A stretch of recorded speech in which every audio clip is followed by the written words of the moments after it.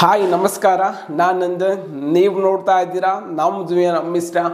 ಸ್ನೇಹಿತರೆ, IPL ಶುರುವಾಗೋದಕ್ಕೆ ಕೇವಲ 2 ದಿನ ಬಾಕಿ ಇದೆ.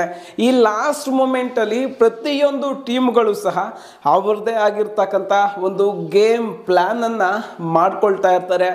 ಆದರೆ ಈ ಲಾಸ್ಟ್ ಮೂಮೆಂಟಲ್ಲಿ ಆ ಒಂದು ಟೀಮ್ಗಳ ಕೆಲವೊಂದು ಕೀ ಪ್ಲೇಯರ್ಸ್ ಈ ಒಂದು IPL 2024 ರೂಲ್ಡ್ ಔಟ್ ಆಗ್ತಾ ಇದ್ದಾರೆ.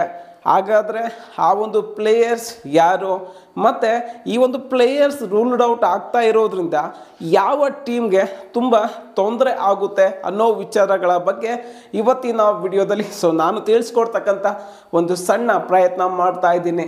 ಹಾಗೆ ಈ ಒಂದು ಸಣ್ಣ ಪ್ರಯತ್ನಕ್ಕೆ ಸದಾಕಾಲ ನಿಮ್ಮ ಬೆಂಬಲ ಇರಲಿ ಅಂತ ಆಶಿಸುತ್ತಾ, ನೀವಿನ ನನ್ನ ಚಾನಲ್ಗೆ ಸಬ್ಸ್ಕ್ರೈಬ್ ಆಗಿಲ್ಲ ಅಂತಂದರೆ ದಯವಿಟ್ಟು ಸಬ್ಸ್ಕ್ರೈಬ್ ಆಗಿ, ವಿಡಿಯೋ ಇಷ್ಟ ಆದರೆ ಲೈಕ್, ಶೇರ್, ಕಾಮೆಂಟ್ ಮಾಡಿ ಅಂತ ಹೇಳ್ತಾ ಬನ್ನಿ ಸ್ನೇಹಿತರೆ, ವಿಡಿಯೋ ಶುರು ಮಾಡೋಣ. IPL 2024 ಈ ಒಂದು ಸೀಸನಿಂದ ರೂಲ್ಡ್ ಔಟ್ ಆಗ್ತಾ ಇರ್ತಕ್ಕಂಥ ಪ್ಲೇಯರ್ ಯಾರು ಅಂತಂದರೆ ಮೊಹಮ್ಮದ್ ಶಮಿ. ಸ್ನೇಹಿತರೆ, ಮೊಹಮ್ಮದ್ ಶಮಿ ಗುಜರಾತ್ ಟೈಟನ್ಸ್ಗೆ ಆಡ್ತಾ ಇದ್ರು. ಸೊ ಈ ರೀಸನಿಂದ ಗುಜರಾತ್ ಟೈಟನ್ಸ್ಗಂತೂ ತುಂಬಾ ಲಾಸ್ ಆಗುತ್ತೆ. ಯಾಕೆ ಅಂತಂದರೆ ನಮ್ಮ ಮೊಹಮ್ಮದ್ ಶಮಿ ನಮ್ಮ ಇಂಡಿಯನ್ ಟೀಮ್ಗೆ ಆಡ್ತಾ ಇದ್ರು, ಹಾಗೆ ಸೊ ಗುಜರಾತ್ ಟೈಟನ್ಸ್ಗೂ ಆಡ್ತಾ ಇದ್ರು. ಸೊ ಗುಜರಾತ್ ಟೈಟನ್ಸ್ನ ಲೀಡಿಂಗ್ ಬೌಲರ್ ಯಾರು ಅಂತಂದರೆ ಮೊಹಮ್ಮದ್ ಶಮಿ. ಈ ಒಂದು ರೀಸನಿಂದ ಗುಜರಾತ್ ಟೈಟನ್ಸ್ಗಂತೂ ಮೊಹಮ್ಮದ್ ಶಮಿ ಆಡದೆ ಇಲ್ದಿರ್ತಕ್ಕಂಥದ್ದು ಒಂದು ದೊಡ್ಡ ಲಾಸನ್ನು ಕೊಡುತ್ತೆ ಅಂತಕ್ಕಂಥದ್ದು ವಾಸ್ತವ. ರೀತಿಯಾಗಿ ಈ ಒಂದು ಪಟ್ಟಿಯಲ್ಲಿ ಬರ್ತಕ್ಕಂಥ ಮತ್ತೊಂದು ಹೆಸರು ಯಾವುದು ಅಂತಂದರೆ Mark Wood England pace bowler. ಹಾಗೆ ಇವರು LSGಗೆ ಆಡ್ತಾ ಇದ್ರು. ಸೊ ಲಾಸ್ಟ್ ಸೀಸನ್ ಇವರು ಇಂಜುರಿಯಿಂದ ಆಡಲಿಲ್ಲ, ಆದರೆ ಈ ಒಂದು ಸೀಸನಲ್ಲಿ ಇವರು ತುಂಬ ಫಿಟ್ ಆಗಿದ್ರು ಕೂಡ ಈ ಒಂದು ಟೂರ್ನಿಯಿಂದ ಅವರು ಹೊರಗಡೆ ಹೋದರು. ಸೊ ಅದಕ್ಕೆ ಕಾರಣ ಏನು ಅಂತಂದರೆ, ಮುಂದೆ ಏನು 2020 ವರ್ಲ್ಡ್ ಕಪ್ ಏನು ನಡೀತಾ ಇದೆಯೋ ಅದಕ್ಕೆ ವರ್ಕ್ ಲೋಡ್ ಕಡಿಮೆ ಮಾಡಬೇಕು ಅಂತ ECB ಮಾರ್ಕ್ ವುಡ್ ಅವರನ್ನು ಈ ಒಂದು ಟೂರ್ನಿಯಲ್ಲಿ ಭಾಗವಹಿಸದಂತೆ ಮಾಡಿದೆ. ಸೊ ಈ ರೀಸನಿಂದ ಏನು ಅಂತಂದರೆ ಮಾರ್ಕ್ ವುಡ್ ಈ ಒಂದು ಸೀಸನಿಂದ ಹೊರಗಡೆ ಹೋಗ್ತಾ ಇದ್ದಾರೆ.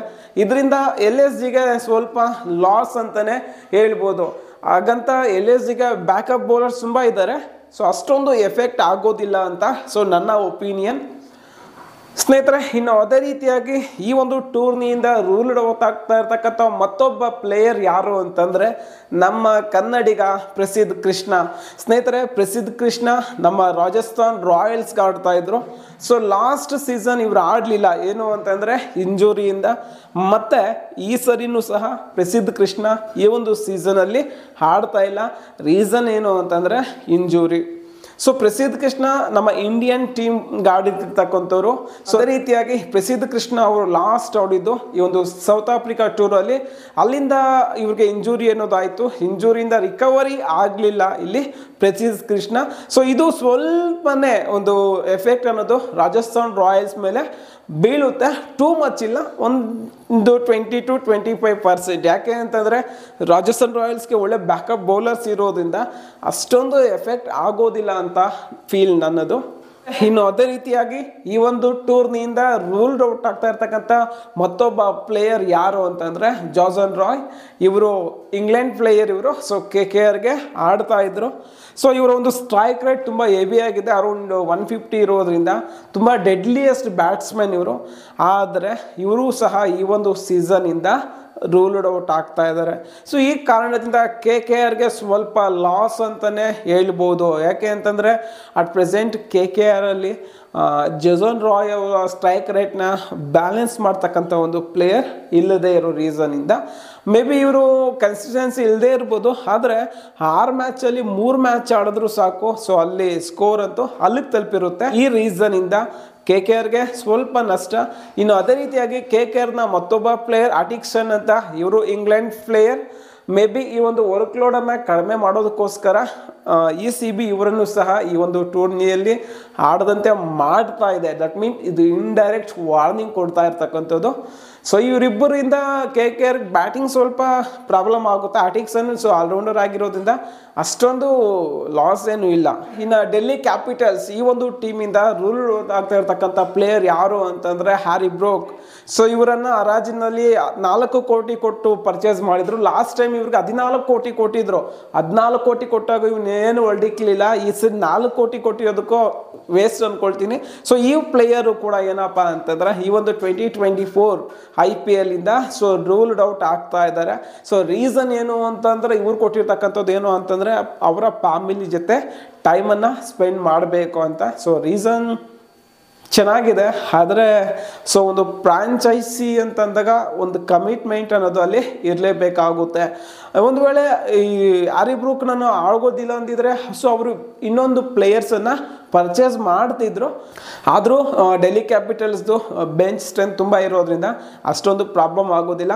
ಮತ್ತು ಇಲ್ಲಿ ಹೆಂಗೆ ನೆಗಡಿ ಸಹ ಈ ಒಂದು ಸ್ಟೋರ್ನಿಂದ ರೂಲ್ಡ್ ಔಟ್ ಆಗ್ತಾ ಇದ್ದಾರೆ. ರೀಸನು ಇಂಜುರಿಯಿಂದ. ಸೊ ನೆಗಡಿ ಸ್ವಲ್ಪ ಎಫೆಕ್ಟು ಬೀಳಬಹುದು ಡೆಲ್ಲಿ ಕ್ಯಾಪಿಟಲ್ಸ್ಗೆ.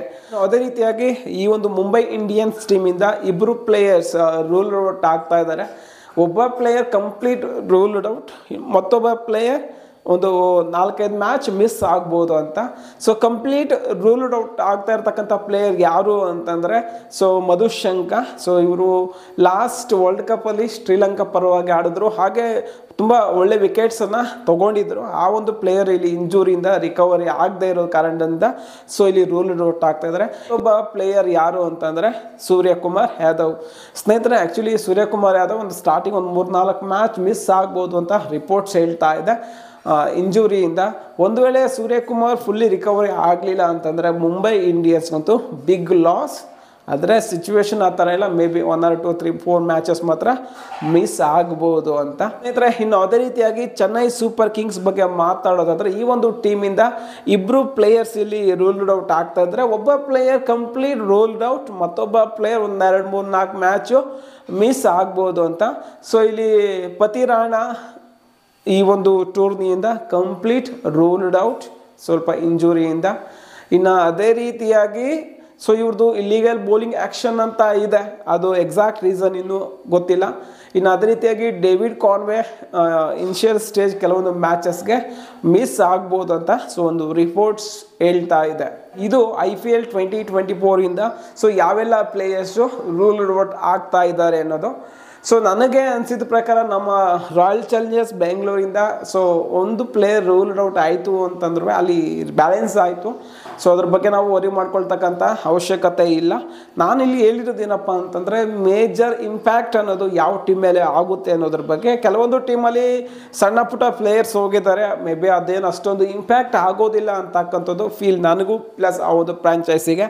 ಹಾಗಾದರೆ ಇನ್ನು ಯಾವ ಪ್ಲೇಯರ್ ಈ ಒಂದು ಲೀಸ್ಟಲ್ಲಿ ಮಿಸ್ ಆಗಿದ್ದಾರೆ ಅನ್ನೋದ್ರ ಬಗ್ಗೆ ಕಾಮೆಂಟ್ ಮಾಡಿ ಅಂತ ಹೇಳ್ತಾ ಇಲ್ಲಿಗೆ ವಿಡಿಯೋ ಮುಗಿಸ್ತಾ ಇದ್ದೀನಿ. Thank you.